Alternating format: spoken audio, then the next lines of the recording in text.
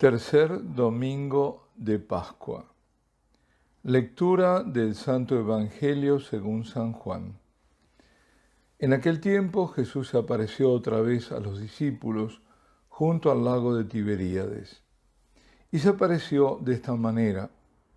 Estaban juntos Simón Pedro, Tomás, apodado el Mellizo, Natanael, el de Caná de Galilea, los Zebedeos y otros dos discípulos suyos. Simón Pedro les dice: me voy a pescar. Ellos contestan: vamos también nosotros contigo. Salieron y se embarcaron, y aquella noche no cogieron nada. Estaba ya amaneciendo cuando Jesús se presentó en la orilla, pero los discípulos no sabían que era Jesús. Jesús les dice: muchachos, ¿tenéis pescado? Ellos contestaron: no. Él les dice: echad la red a la derecha de la barca y encontraréis. La echaron y no podían sacarla por la multitud de peces. Y aquel discípulo a quien Jesús amaba le dice a Pedro: es el Señor. Al oír que era el Señor, Simón Pedro, que estaba desnudo, se ató la túnica y se echó al agua. Los demás discípulos se acercaron en la barca, porque no distaban de tierra más que unos 200 codos, remolcando la red con los peces. Al saltar a tierra, ven unas brasas con un pescado puesto encima y pan. Jesús les dice: traed de los peces que acabáis de coger. Simón Pedro subió a la barca y arrastró hasta la orilla la red repleta de peces grandes, 153. Y aunque eran tantos, no se rompió la red. Jesús les dice: vamos a almorzar. Ninguno de los discípulos se atrevía a preguntarle quién era, porque sabían bien que era el Señor. Jesús se acerca, toma el pan y se lo da, y lo mismo el pescado. Esta fue la tercera vez que Jesús se apareció a los discípulos después de resucitar de entre los muertos. Después de comer, dice Jesús a Simón Pedro: Simón, hijo de Juan, ¿me amas más que estos? Él le contestó: sí, Señor, tú sabes que te quiero. Jesús le dice: apacienta mis corderos.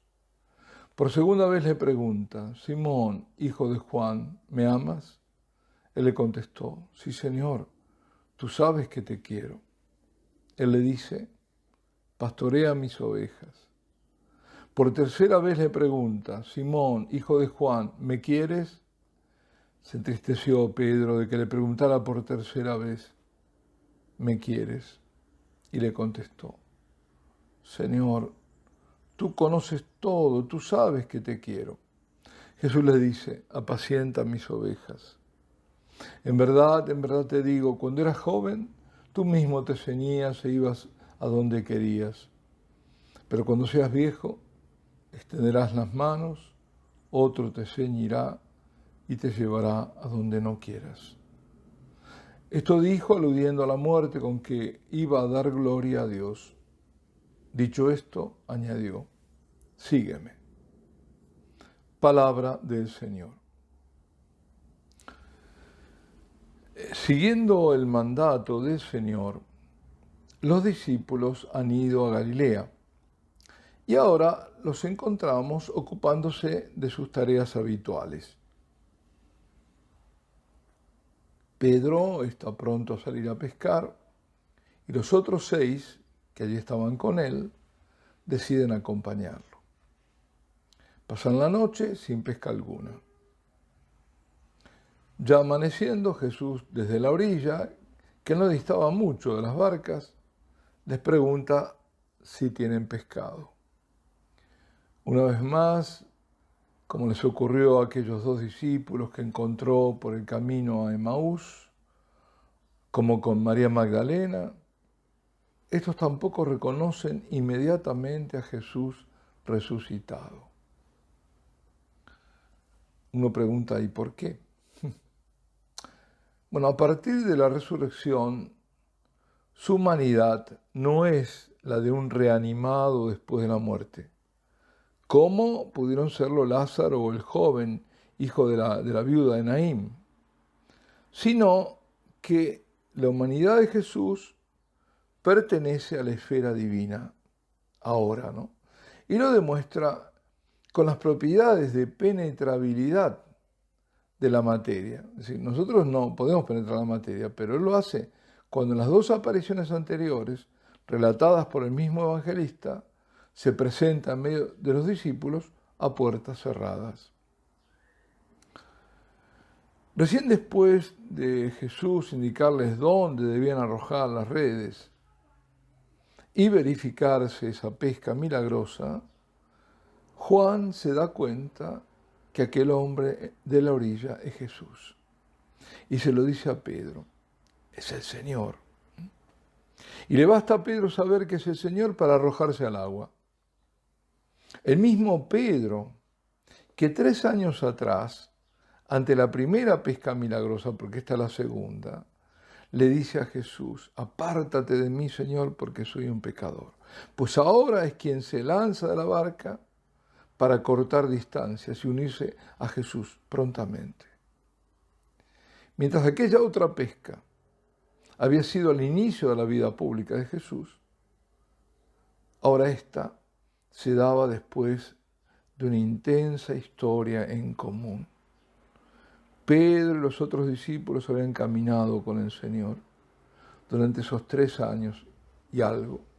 Habían visto sus milagros, habían escuchado sus enseñanzas, habían aprendido de Él, eran testigos de su misericordia, habían vivido la traición de Judas y visto cómo por obra de las autoridades de su pueblo, de su propio pueblo, hubo de padecer en manos de los hombres. Jesús había muerto y resucitado. Y aunque Pedro llevaba consigo la sombra de un terrible remordimiento, haber negado a su Señor, pues eso no le impedía ir, y más deprisa que el resto, de ir hacia Él. Ya se le había aparecido por 2 veces, bueno, junto a los demás, ¿no? Había soplado el Señor sobre él su espíritu. Y esta era la 3.ª vez que lo veía desde la resurrección. Y muy bien sabía el Señor el peso que había en el alma de Pedro, cómo su corazón no se perdonaba el haber negado conocer a su Maestro. Pedro, por otra parte, hay que reconocerlo, había sido el más arrojado de todos, quien había herido con la espada el criado del sumo sacerdote en el Getsemaní, quien había seguido a Jesús hasta la cárcel del sumo sacerdote, de Anás. Pero el miedo lo pudo y lo negó a Jesús. Sí, el mismo Pedro que en la cena le había dicho a Jesús que daría su vida por él, 3 veces lo negó. Y cantó el gallo. Cantó el gallo como le había predicho el Señor. ¿Con qué darás tú tu vida por mí? En verdad te digo, no cantará el gallo antes de que me hayas negado 3 veces. Esa tristeza de Simón Pedro no podía ser quitada de encima, porque grande era su herida. Pues ahora es el Señor quien sugestivamente, también frente a un brasero, como en aquella fatídica noche en la casa de Anás, le pregunta por 3 veces a Pedro. Le pregunta si lo ama. Y Pedro contesta que lo quiere. No se atreve a decirle que lo ama. Se avergüenza de no haberle mostrado su amor hasta el extremo. La 3.ª vez Jesús, como descendiendo hasta la respuesta angustiosa de Pedro, le pregunta no ya si lo ama, sino si lo quiere. Había comenzado preguntándole, ¿me amas más que estos? Y a cada respuesta afirmativa de Pedro le sigue un mandato del Señor. Apacienta mis corderos, pastorea mis ovejas, apacienta mis ovejas. Jesús no solo va sanando la herida, esa herida profunda de Pedro, sino que hace más, que lo confirma como cabeza de la iglesia. La iglesia de la que Jesús es el pastor supremo. Y las almas, nosotros, corderos, ovejas. Corderos que serían las almas principiantes, como conjeturaba Teofilacto. Y las ovejas, las almas más maduras. Sin olvidar que entre ellas están, como expresa magníficamente San Agustín, entre esas ovejas están los propios pastores. Son pastores, son ovejas, ovejas de Cristo. Ahora, lo que le confiere el Señor a Pedro es nada menos que la primacía universal sobre todos los pastores, sobre los demás apóstoles. Justamente el Concilio Vaticano I, el primero, no el segundo, invoca este pasaje para proclamar el dogma de fe en la primacía universal del Papa. Pedro no olvidará, como ningún Papa deberá hacerlo, que las ovejas, los corderos no le pertenecen, que son de Cristo. San Pedro, en su primera carta, dirigiéndose a los presbíteros, les dice: así pues, a los presbíteros entre vosotros, yo, presbítero con ellos, testigo de la pasión de Cristo y partícipe de la gloria que se va a revelar, os exhorto: pastoread el rebaño de Dios que tenéis a vuestro cargo. Mirad por él, no a la fuerza, sino de buena gana, como Dios quiere, no por sórdida ganancia, sino con entrega generosa, no como déspotas, como quienes os ha tocado en suerte, sino convirtiéndoos en modelos del rebaño. Y cuando aparezca el Pastor Supremo, recibiréis la corona inmarcesible de la gloria. Esta es la primera carta de San Pedro.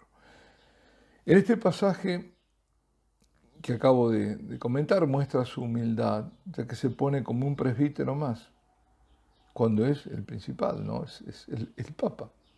Exhorta a los otros que al rebaño que se les ha encargado pastorear, a la porción de fieles que deben conducir, lo hagan con abnegación y no como déspotas, siendo conscientes que aquellas almas no les pertenecen, son solo de Cristo, que es el Pastor Supremo, y a quien deberán rendirles cuenta. Veamos ahora que a quien lo había negado le deja todo su grey y le concede también el martirio, pues le profetiza: cuando seas viejo extenderá las manos, otro te ceñirá y te llevará donde no quieras.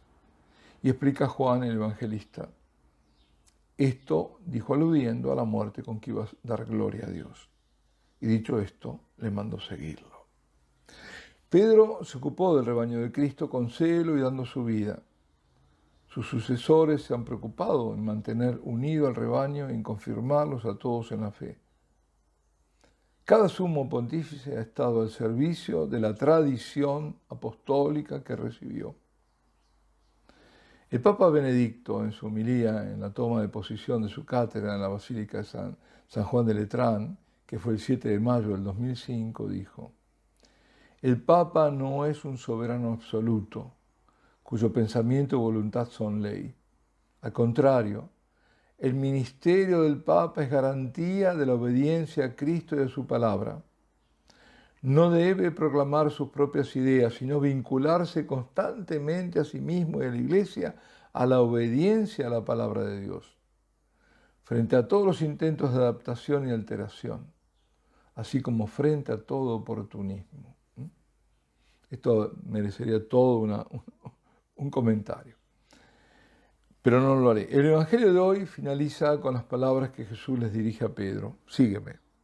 Y Pedro, luego de la triple confesión de su amor, sanada la herida de su corazón por el Señor, lo sigue. Y lo seguirá hasta su muerte martirial, hasta su martirio en Roma, en la colina vaticana. Pero para ello faltaban más de 30 años todavía.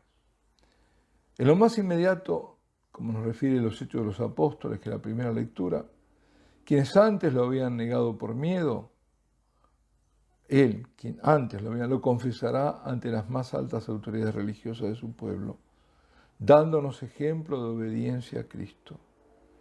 Hay que obedecer a Dios antes que a los hombres, ¿no? Esto hay que tenerlo muy en cuenta. Obedecerlo en su palabra, obedecerlo en su ley, obedecerlo en la única verdad. Y cuando por haber defendido esa verdad es azotado con los otros apóstoles, Pedro es feliz, porque ha sido ultrajado por causa de Jesucristo. Pedro y los otros apóstoles sufrieron en el cuerpo los azotes, pero ese sufrimiento les causó alegría, la alegría de la bienaventuranza. Y así se cumplía lo que el Señor les había anunciado. Dichosos vosotros cuando os insulten y os persigan y os calumnien de cualquier modo por mi causa. Alegraos y regocijaos, porque vuestra recompensa será grande en el cielo. Queridos hermanos, debemos estar preparados para persecuciones y cosas mayores y vivirlas con el espíritu de las bienaventuranzas, como las vivieron los apóstoles. Concluyo estas meditaciones con la segunda lectura del libro del Apocalipsis, que nos presenta la liturgia celestial, en la que a los ángeles de lo más alto de los cielos se les unen todos los demás seres en alabanzas y adoración. Los 24 ancianos se postraron y adoraron a Jesucristo, el Cordero degollado y victorioso, y al Padre que está sentado en el trono. Toda la iglesia, todo Israel, el viejo Israel, el de los patriarcas, y el nuevo Israel de la nueva alianza, el de los apóstoles, toda la iglesia adora a Dios. Y primero en postrarse es aquel a quien el Señor le dio las llaves del cielo. Por eso, ahora y siempre, toda la iglesia verdadera, nosotros, junto a Pedro, nos unimos en la adoración incesante. Alabado sea Jesucristo, y la bendición de Dios Todopoderoso, Padre, Hijo y Espíritu Santo, descienda sobre vosotros y permanezca para siempre.